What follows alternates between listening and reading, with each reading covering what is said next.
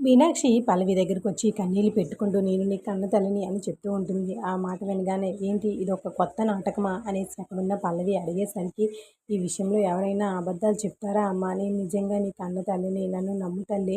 ఈ విషయంలో నిజం కాకపోయినా నువ్వు నన్ను ఒక్కసారి అమ్మ అని పిలువమ్మ. తర్వాత నువ్వు నన్ను ఏం చేసినా కూడా నేను సంతోషంగా భరిస్తాను. చివరికి కొట్టినా, తిట్టినా, ఆఖరికి చంపేసినా కూడా నేను భరిస్తాను. ఒక్కసారి నన్ను అమ్మని పిలమ్మ. నేను ఇందులో అబద్ధం ఏమీ చెప్పడం లేదు. నేను నిజంగా నీ కన్న తల్లిని అని చెప్పి అక్కడ మీనాక్షి ఎమోషనల్ అవుతూ పల్లవి వైపే చూస్తూ అడుగుతూ ఉంటుంది.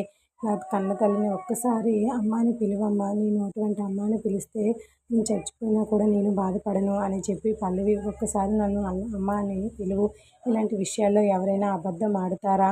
నాకు ఇప్పుడే తెలిసింది నేను నీ కన్న తల్లినని.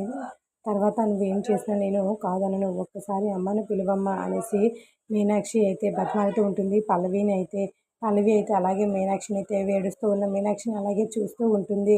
మరి ఏమనుకుందో ఏమో పల్లవి అయితే తను లేచి ఒకసారి అమ్మని పిలువ అని బతిమాలుతూ ఉన్న మీనాక్షి అయితే తను కూడా లేచి నిలబడడంతో ఇద్దరు కూడా ఒకరినొకరు హత్తుకుంటూ ఉంటారు.